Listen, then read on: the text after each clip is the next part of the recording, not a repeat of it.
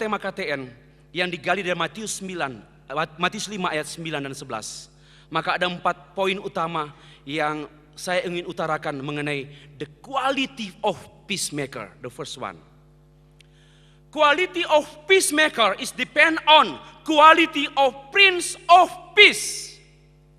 Kualitas membawa damai bergantung pada Raja Damai. Pembawa damai adalah salah satu poin khotbah Tuhan Yesus di bukit. Tema utama khotbah Tuhan di bukit adalah Kingdom of God. Yesus Kristus adalah Prince of Peace, of the Kingdom of God. Ya, Raja damai dari kerajaan Allah, yaitu Yesus Kristus. Maka kualitas damai bersumber pada Kristus sebagai Prince of Peace. Dan kualitas damai dari Kristus tidak sama dengan kualitas damai yang ditawarkan dunia. Inilah quality of Christian peace. Why? Depend on the quality of Christ as Prince of Peace, sebagai Raja Damai. Kualitas damai kita apabila Kristus menjadi Prince of our peace. Our quality, our peace quality bergantung pada Kristus yang menjadi Prince, yang menjadi Pangeran, yang menjadi Raja Damai kita. Demikian juga kita hanya menemukan kualitas damai di Indonesia apabila kita memberitakan Kristus sebagai Prince of Peace. Itu yang pertama. Yang kedua, quality of peace, kualitas damai. Minta maaf, saya kasih imbus sedikit dulu begini. Banyak orang gak berdaya, memang bahagia dalam kebodohan. Dia memang sudah ya begini aja. Gaji sebulan, pendeta 250.000, dipotong transport, diomongin lagi oleh majelis jemaat. Masya Allah. Sudah 250.000, masih juga diomongin jemaat gendeng. Gimana? Lalu pendeta coba cari jalan di luar, diomongin lagi. Serba salah dan salah. Tapi kembali sekali lagi. Indonesia, gereja, keluarga, kembali kepada Prince of Peace, Raja Damai. Dan quality yang kedua yaitu quality of Christian bergantung pada statusnya sebagai anak-anak Allah. Itu kualitas damai kita loh Bapak Ibu. Luar biasa. Kualitas damai kita bergantung pada status kita sebagai anak-anak Allah. Bukan begini, memang ada seri kabur terjemahan Lembaga Alkitab Indonesia. Berbahagialah kamu menjadi pembawa damai. Kamu disebut anak-anak Allah. Enggak sebenarnya. Karena kamu anak-anak Allah, maka mau tidak mau harus menjadi pembawa damai. Itu quality of Christian peace. Yang ketiga, quality of peace is quality of education.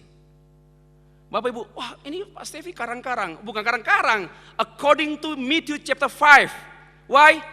Kingdom of God is the center of Jesus teaching. Pengajaran Tuhan Yesus, yaitu kerajaan Allah. Dia sedang mempersiapkan, hey peacemaker. Semua murid-murid Tuhan dipersiapkan oleh Tuhan Yesus to be a peacemaker. So, through education. No education, no peace. Betul. Tanpa education tidak ada quality. And no quality, no peace. Adakah damai tanpa kualitas? Tidak ada. Nyai Rocky dulu itu. Iya, tidak ada. Begitu juga pendeta, semua tenaga profesional Kristen, nggak berkualitas, nggak damai loh. Maka mulailah dengan education. When Jesus mengajar murid-muridnya to be a peacemaker through education. Maka saya katakan kemarin, seorang pendeta yang cukupkan dirinya dan tidak mengupgrade diri. Saya tidak bilang suka teologi lagi, baca buku teratur gitu loh. Sebelum dibaca-baca jemaat. Habis pendeta gampang dibaca jemaatnya. Pendeta itu khotbahnya dibaca jemaat. Sudah tahu akhirnya begini. Karena pendeta nggak baca buku.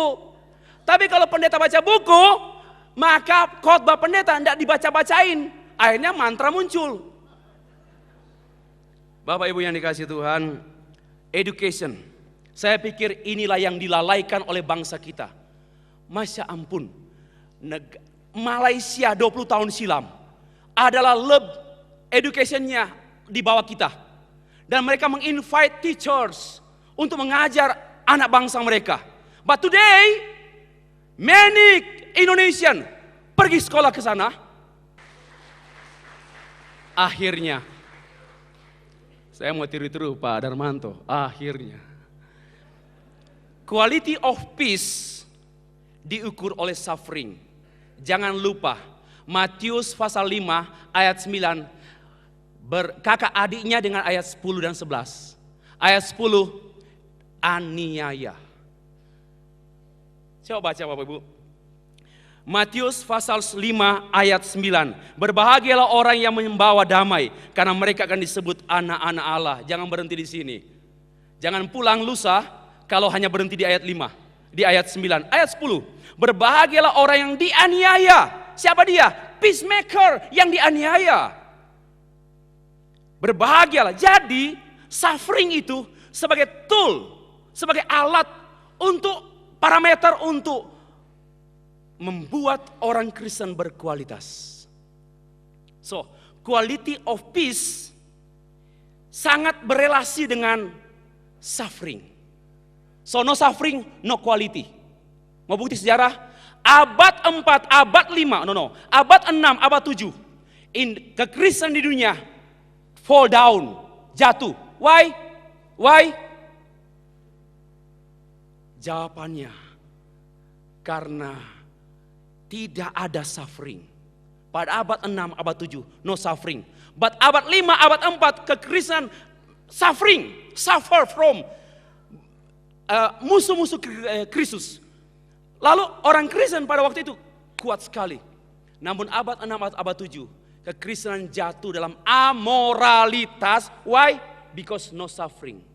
So, rejoice with God who allow you to experience suffering.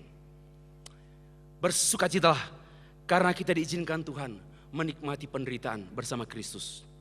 Why? That's we call quality of Christianity. That's we call quality of peace. Damai kita berkualitas kalau dalam suffering. Termasuk sekarang Indonesia sedang menunggu kualitas kita. Why? Indonesia is suffering, sedang menderita. So need our quality. And our quality semakin maju, semakin kuat when we apply peace in Indonesia. Kesimpulan, Bapak Ibu, mengapa sih orang Kristen itu dibenci orang? Kenapa? Indonesia memang, orang Kristen Indonesia ini menderitanya double. Kalau orang non-Kristen menderitanya hanya satu. Kalau kita menderitanya double. Pertama, kita menderita sebagai impact of multidimensional crisis, dampak dari krisis dimensi, ya kita mengalami penderitaan. Tapi kita juga mempunyai penderitaan yang rangkap, yaitu kita menderita karena nama Kristus. Ayat 11, ayat 10, ayat 11 Matius pasal 5. Karena itu saya mencermati, mengapa orang Kristen dibenci? Jawabannya, karena orang Kristen memiliki keunggulan damai sejahtera. Itu kuncinya. Orang lain rasa rusuk. Why? They have no peace. Biasakan orang yang kurang iri hati dengan yang lebih. Begitu yang normalnya. Secara filosofis, mengapa komunitas Kristen dimusuhi oleh dunia? Jawabannya secara filosofis juga, karena komunitas Kristen memiliki damai yang otentik dan unggul. Otentisitas dan keunggulan damai Kristen membongkar sekaligus kepalsuan komunitas lain. Maka dimusuhi. Secara sosiologis, mengapa orang Kristen dimusuhi? Jawaban sosiologisnya, karena selain memang ada perilaku kambing juga kita, ada orang-orang Kristen kurang ajar sehingga kita dimusuhi. Tapi lain daripada itu, yaitu yang licik pasti memusuhi yang tulus, dan yang palsu pasti memusuhi yang asli. Seperti perlakuan saudara-saudara tiri terhadap Cinderella.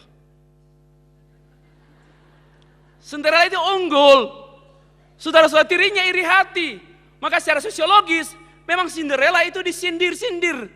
Cinderella disindir-sindir, di pojok-pojokan. Karena unggul. Jadi secara sosiologis kita normal.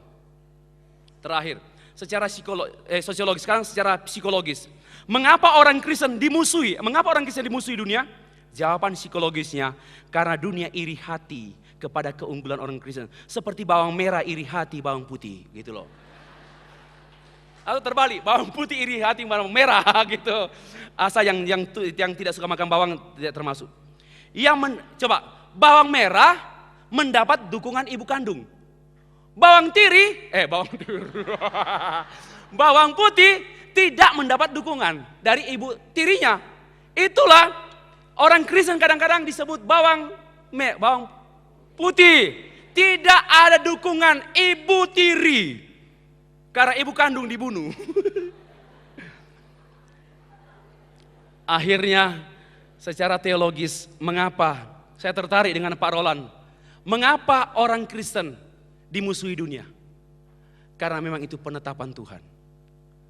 Bahwa aku akan mengadakan pemusuhan antara keturunan perempuan ini dan keturunan ular. Kan itu dalam Genesis chapter 3 verse 15. Memang itu penetapan Tuhan.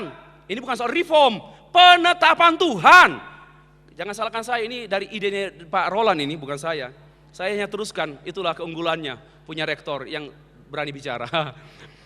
Ya, dan yang kedua, Kristus juga berkata bahwa kamu akan dibenci semua orang oleh karena namaku.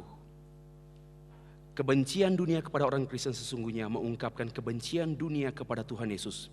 Karena itu, berbahagialah orang Kristen.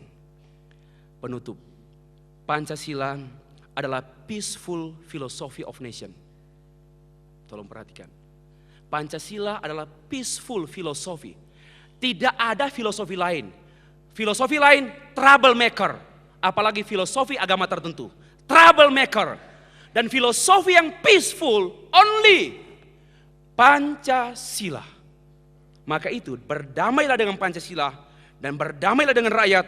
Berdamailah dengan alam Indonesia. Itulah sikap peacemaker. Indonesia memerlukan pemimpin yang berperan sebagai peacemaker.